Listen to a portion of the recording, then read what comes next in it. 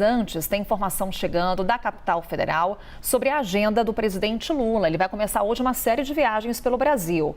A ideia é trazer aí um reforço para o PT nas eleições municipais. Thaisa Medeiros, então, vai repassar conosco essa agenda do presidente da República, por onde o presidente deve passar nos próximos dias, hein, Thaisa? Conta pra gente mais uma vez. Oi, Carol. Daqui a pouquinho o presidente já embarca rumo a Salvador, capital da Bahia. Ele deve sair aqui do Palácio da Alvorada por volta das 7h30 e o voo está previsto para as 8 horas da manhã. Ele vai sair da base aérea aqui de Brasília. Então a gente está aqui na expectativa da saída do presidente. E aí essa é a primeira agenda de uma série de agendas que ele vai fazer internas. Por quê? Porque esse ano a prioridade é olhar para o Brasil e frequentar aí os estados em que ele ainda não esteve no ano passado. Esse segundo ano de mandato, então, vai ser marcado por esse tipo de iniciativa, até porque as eleições municipais estão chegando e o presidente Lula pode ser um importante cabo eleitoral para os candidatos do partido. Então, existem já alguns pedidos feitos para que ele compareça a alguns estados específicos para cumprir essas agendas. Mas vou falar da agenda que ele vai cumprir até amanhã, então. Hoje ele sai rumo a Salvador, deve passar também por Paulo Afonso, ambas cidades no estado da Bahia.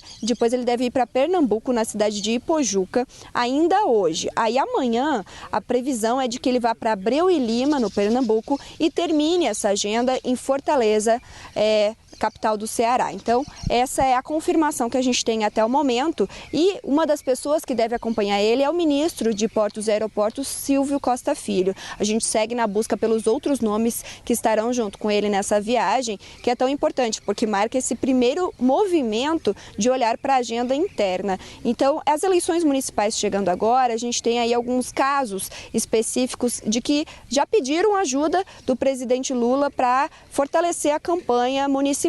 Um deles é o deputado Rogério Corrêa, que já faz uma pré-campanha para as eleições aí em Belo Horizonte, Minas Gerais, que é um lugar que Lula ainda não esteve nesse terceiro mandato. Então, ele já fez o convite, já mandou alguns recados para Lula pedindo esse reforço, pedindo essa ajuda, e Lula deve aí agendar nos próximos momentos, até porque Minas Gerais é um importante reduto eleitoral, né? É um dos colégios eleitorais maiores aqui do Brasil, então é um movimento importante também para o próprio presidente Lula. Mas a agenda externa, ela não vai ficar de fora, ela só vai ser reduzida. Vamos lembrar que ano passado o presidente fez visitas a 23 países, foi uma agenda externa bastante extensa, mas esse ano o movimento é contrário. Então ele deve viajar apenas para locais próximos aqui na América Latina e também no continente africano, onde ele ainda não esteve. Essa é a tendência para esse segundo ano do terceiro mandato do presidente Lula. Carol. Obrigada, Thaisa, pelas informações. Vai acompanhando essa agenda do presidente Lula, nos atualizando. Também o Pedro Duran e a Larissa Rodrigues, lá em Brasília, trazendo informações e análises para a gente. Bora entender um pouquinho desse roteiro do presidente Lula? Pedro, em 2020, o PT não elegeu nenhum prefeito nas capitais brasileiras. Quando vem o presidente Lula nesse reforço, viajando às capitais, vai para o Nordeste, que ali o seu reduto eleitoral teve um grande peso nas eleições de 2022 para que ele chegasse à presidência, ele consegue reverter o cenário por ali? Eu acho que a principal ferramenta do presidente Lula para tentar mudar o cenário nas capitais do Nordeste é a força dos governadores. Ele conseguiu fazer o governador da Bahia, que foi Jerônimo Rodrigues, em sucessão a 4 mandatos de governo do PT, ou seja, ele vem sucedendo Jacques Wagner e Rui Costa. Então, esse é um ativo político importante, não só para Salvador, mas para as outras cidades ali da Bahia. Da mesma forma que ele conseguiu eleger Eumano de Freitas como governador do Ceará, que também é um ativo importante para o PT tentar recuperar a capital do Ceará, que é Fortaleza, que já comandou no passado.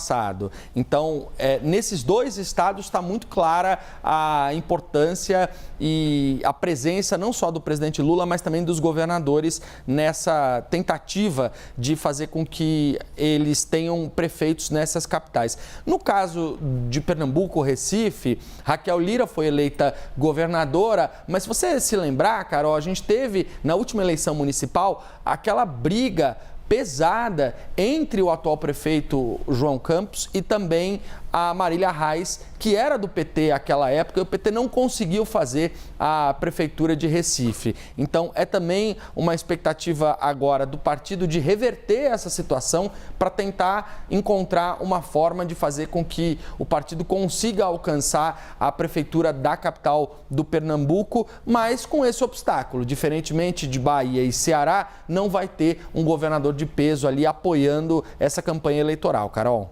Pois é, Larissa, quando o Lula vai ao Nordeste, ele está em casa, né? Ele teve uma grande margem de votos ali em 2022.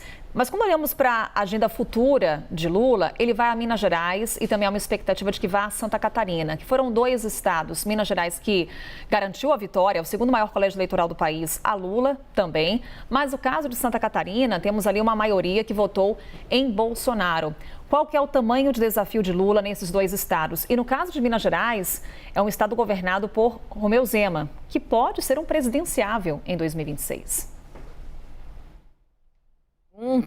A gente entendendo e conversando com algumas fontes como vai ser esse percurso do presidente da República. Você diz, bem, ele começa em casa, vamos ali primeiro, dar aquele aceno para os meus já, né? Aonde eu sou bem recebido. Mas há uma expectativa não só de Minas Gerais e Santa Catarina, mas de que Lula passe em todos os estados brasileiros até a metade do ano. Essa é a expectativa, segundo alguns intelectores do Palácio do Planalto, para ir realmente acenando para todos os estados, porque o PT, mais do que manter e fazer prefeitos no Nordeste, ele precisa ampliar, e é isso que o PT tem nas suas prioridades. Ampliar não só capitais, como cidades grandes, às vezes no entorno das grandes capitais. Aí a gente chama no ABC Paulista, na Baixada Fluminense, por exemplo, capitais de representatividade. Ou mesmo que consiga, pelo menos, eleger alguém da base, colocando o PT talvez de vice numa chapa, como vai acontecer em São Paulo, ou pelo menos algum partido mais alinhado com o Palácio do Planalto. Sabe que vai enfrentar resistências na maioria desses locais, mas é isso. Até julho essas viagens, depois suspende para também não ser acusado, por exemplo, de fazer uma propaganda ali fora de época. E aproveitar aqui, Larissa, só um ponto, quem acompanha o presidente Lula nessa viagem pelo Nordeste. Informação que tínhamos é que o ministro da Defesa, José Múcio, estaria ali na comitiva, porque Lula também vai participar de muitos eventos e solenidades ligadas às Forças Armadas. Não deixa de ser um afago, fora que José Múcio, ele é do Nordeste, é de Recife. José Múcio, a gente vem trazendo isso desde novembro, mais ou menos, do ano passado. Ele já tinha pontuado que queria deixar, por exemplo, o ministério agora nesse início do ano, mas que Lula ainda acha que não é a época. E ouso dizer que se Lula vai deixar durante esse primeiro mandato, viu? Então, ele tem tentado deixar esse ministro mais próximo a ele, não só afagando o ministro, mas automaticamente as Forças Armadas, tentando melhorar essa relação que a gente sabe. Teve momentos piores, claro, mas nunca foi uma relação tão fácil assim também, né, Carol? Um pouquinho, então, a gente conversa mais sobre essa agenda de Lula, também acompanhando as novidades sobre a Operação Lesa Pátria. A gente vê aí, Larissa Rodrigues está apurando, Pedro Duran também. Daqui a pouquinho vai ter informação para você aqui no Novo Dia. Desculpa nada, a prioridade é da informação, viu, Larissa? Daqui a pouquinho a gente conversa mais. Pedro Duran também. Até já.